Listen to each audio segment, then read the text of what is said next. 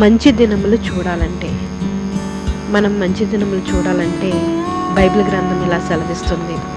1 పేతురు 3వ అధ్యాయము 10వ వచనములో, జీవమును ప్రేమించి మంచి దినములు చూడగోరు వారు చెడ్డదానిని పలకకుండా తన నాలుకను, కపటపు మాటలు చెప్పకుండా తన పెదవులను కాచుకోవలను. ఆమెన్. మనలో ప్రతి ఒక్కరూ కూడా మంచి జరగాలని, మంచి రోజులు రావాలని, ఎంతో కాలంగా చేస్తున్న ప్రార్థనలకు జవాబు దొరకాలని, పడుతున్న ప్రయాసకు ప్రతిఫలం దక్కాలని ఆశపడుతున్నాను. మంచి దినములు చూడగోరు వారు మొదట చేయవలసింది ఏమని బైబిల్ గ్రంథం తెలివిస్తుందో మనం చూడగలిగితే, తన నోరు కాచుకొనవలననియు మరియు తన కపటమైన మాటలకు దూరంగా ఉండవలనని బైబిల్ గ్రంథం తెలియజేస్తుంది. మనం పొందుకున్న అవమానాలకు, అపార్థాలకు, అపనిందలకు ముఖ్య కారణము మన నోరేనని మనం మరవకూడదంటండి. ఒకరోజు బామ్మగారు ప్రయాణం చేస్తూ ఒక గ్రామంలోకి చేరిందట.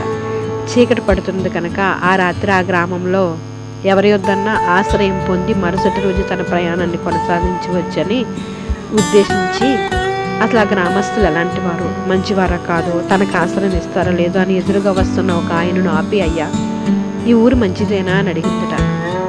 అందుకు ఆయన, బామ్మగారు నీ నోరు మంచిదేనా అని ఎదురు ప్రశ్న వేశారట. ఆ మాటలకు, అదేంటి బాబు అంత మాట అన్నావు అని అనగా, మరేమీ లేదు, మీ నోరు మంచిదైతే బామ్మగారు ఈ ఊరు కూడా మంచిదేనండి అని అన్నాడట. ఇందులో ఎంత సత్యం దాగి ఉంది. నాలుక కూడా చిన్న అవయవం అయినా బహు ఘోరం గలది. ఎంత కొంచెం నిప్పి అంత విస్తారమైన అడవుల్ని ఎలా తగలబెడుతుందో నాలుక కూడా అగ్నియే.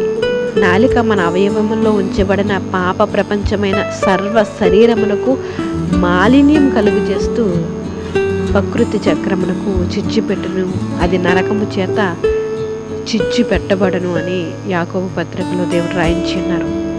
చిన్న అగ్గి మరి అడవినంతా ఎలా కాల్చివేసేస్తుందో, మన శరీరంలో చిన్న అవయవమైన నాలుక కూడా మన శరీరాన్ని అంతా కూడా మాలిన్యం చేయడంలో ప్రముఖమైన పాత్ర పోషిస్తుంది. దేవుడు నాలుక నగిలితో పోలుస్తున్నారు.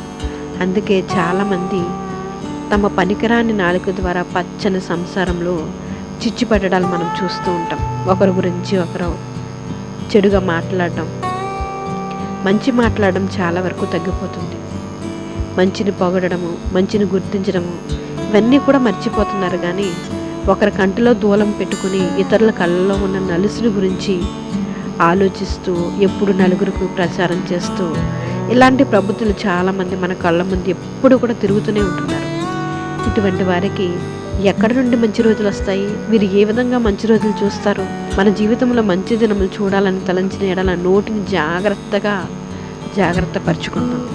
హృదయం నిండిన దానిని బట్టి నోరు మాట్లాడుతుంది కనుక మన హృదయాలను శుభ్రంగా కాపాడుకుందాం, భద్రంగా కాపాడుకుందాం. ప్రభువు కన్నులు నీతిమంతుల మీదను, ఆయన చెవులు వారి ప్రార్థనల వైపు ఉన్నాయని బైబిల్ గ్రంథం తెలియజేస్తుంది. మనం మంచివారము చెడ్డవారము ఇతరులకు తెలియజేసేది మన నాలుకే. కాబట్టి మనము నాలుక విషయంలో చాలా జాగ్రత్త పడతాము.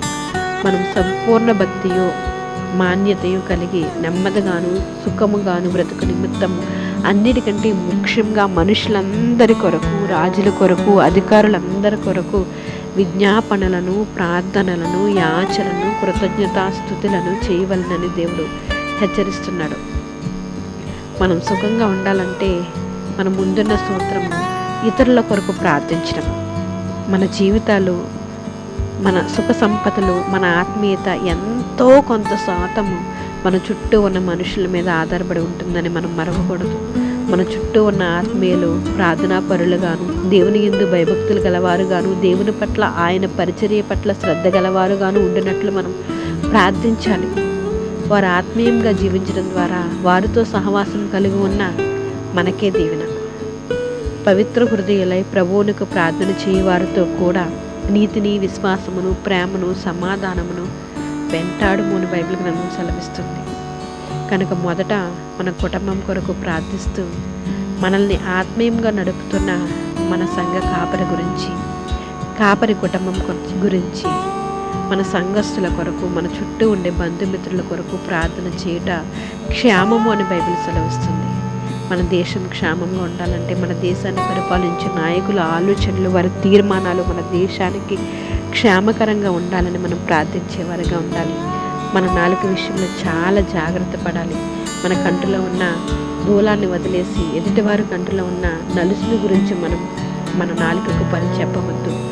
మన నాలుకతో నలుగురు గురించి ప్రార్థిద్దాం. దేవుని కృపను మన అందరం కూడా పొందుకుందాం. ప్రార్థన చేసుకుందాం. జీవం కలిగిన దేవా, మీ కొందనాలు స్తోత్రాలు చెల్లించుకుంటున్నామయ్యా. మేమేమై ఉన్నామో కేవలం మీ కృప వలన మాత్రమే మేము ఇలా ఉన్నాం. నిన్న నేడు నిరంతరం ఆకరీతిగా ఉన్న రాజా, మీకే వందనాలు స్తోత్రాలయ్యా. ఈ ఉదయకాలం నేను మీరు మాట్లాడుతున్నారు. మా నోటిని భద్రపరచుకోమని, తద్వారానైనా మా హృదయాన్ని శుభ్రపరచుకోమని మీరు సెలవిస్తున్నారు. ఈ ఉదయకాలం మీ ప్రార్థనలు ఏకీభవిస్తున్న ప్రతి ఒక్కరునైనా మీ యందు భయభక్తులతో జీవించినట్లు మా నోటిని భద్రపరుచుకుంటూ, మా నోటి ద్వారా ఎటువంటి పాపము చేయకుండా అనేక మందిని ప్రార్థించేవారుగా మేము ఉండి మా జీవితంలో మంచి రోజులు కొనసాగించడానికి మీరు సహాయం చేయండి. ప్రార్థనలు ఏకీభవిస్తున్న ప్రతి ఒక్కరి అవసరతను యేసు నామములో తీర్చండి. అందరికీ మంచి ఆరోగ్యాలు దయచేయండి. చిన్న బిడ్డ మొదలుకొని వృద్ధుల వరకు మీ కాపుదల కృప, ఆరోగ్యం, ఆయుష్ దయచేయండి అయ్యా. ఎవరైతే దేని నిమిత్తం అయితే బాధపడుతున్నారో వారి జీవితంలోనైనా వారి బాధను తొలగించి సమాధానాన్ని అనుగ్రహించండి. అనేకమైన అనారోగ్య సమస్యలతో బాధపడుతున్న వారు ఉన్నారు. విడిపించండి, విడుదల దయచేయండి, మీ కృప అనుగ్రహించండి తండ్రి. దేవా, మీకు స్తోత్రం. హాస్పిటల్లో పడి ఉన్న అనేక మందిని మీరు విడుదల దయచేసి డిశ్చార్జ్ అవ్వడానికి, వారి ఆరోగ్య పరిస్థితులు మెరుగుపడడానికి మీరు సహాయం చేయండి. వ్యవసాయదారులు జ్ఞాపకం చేసుకోండి, ఉద్యోగస్తులను చేతి పని వారిని జ్ఞాపకం చేసుకోండి అయ్యా. గర్భఫలం కోసం ఎదురు చూస్తున్న బిడ్డలను జ్ఞాపకం చేసుకోండి తండ్రి. మీకు వందనాలు. గర్భం ఇచ్చిన బిడ్డలకు నెల నిండేంత వరకు మీకు ఆపుదల కృప అనుగ్రహించండి. పసిబిడ్డలని బాలింతలను జ్ఞాపకం చేసుకోండి. యవన బిడ్డల కుడికి కానీ ఎడమ కానీ త్రొట్టెలకు నిత్యము మీలో నిలిచినట్లు మీరే సహాయం చేయండి. వృద్ధులని జ్ఞాపకం చేసుకోండి ప్రభా. మా దేశాన్ని, రాష్ట్రాన్ని, మా ప్రాంతాలని జ్ఞాపకం చేసుకోండి తండ్రి. ప్రతి ఒక్కరునైనా మీ అందు భయభక్తులతో జీవించినట్లు మీరే సహాయాన్ని అందించండి తండ్రి. ఈరోజు ప్రయాణాలు చేస్తున్న ప్రతి ప్రయాణాన్ని జ్ఞాపకం చేసుకోండి. నీ రాకపోకలు ఈ దేహం నిన్ను కాపాడి నేను వాగ్దానం నెరవేర్చండి. ఈరోజు పెళ్లి రోజులు, పుట్టినరోజులు జరిపించుకున్న బిడ్డల పట్ల మీ దయాకిరీటం ధరింపచేసి ఉన్నందుకు మీకు లెక్కలేనని వందనాలు, స్తోత్రములు చెల్లించుకుంటున్నామయ్యా. ఈ ఉదయకాలం ప్రార్థనలు ఏకీపిస్తున్న ప్రతి ఒక్కరినైనా మీరే జ్ఞాపకం చేసుకుని మీ కనికరాన్ని వారి మీద అనుగ్రహించి వారి ప్రార్థనలకు మీరే సమాధానాన్ని అనుగ్రహిస్తారని ప్రార్థిస్తున్న ప్రతి బిడ్డల్ని మీ పాదాలకు అప్పచెప్తూ వారి జీవితంలో అద్భుతమైన మేలులను మీరే జరిగిస్తారండి. ఇది మొదలుకుని నిరంతరము తండ్రి, నిత్యము మీలో ఎదిగినట్లు మా నాలుకను మేము కాచుకున్నట్లు మీరు సహాయం చేయండి. మా నోటి మాటలో హృదయ జ్ఞానం మీకు అంగీకారంగా ఉండినట్లు మీరే కృప చూపుతారని ఉదయకాలం ప్రార్థిస్తున్న ప్రతి ఒక్కరిని మరొక్కసారి మీ పాదాలకు అప్పచెప్తూ మేమందరం మీ యందు భయభక్తులతో జీవించినట్లు, మీరు ఆకడకు సిద్ధపాటు కలిగి ఉండే భక్తి మేము చేయనట్లు మీరే సహాయం చేస్తారని, సమస్త ఘనత, మహిమ, ప్రభావాలు మీరు పొందుకుంటారని ప్రభువుని యేసు నామములో అడిగి వేడుకుంటున్నాం మా పరమ తండ్రి. ఆమెన్. Praise the lord.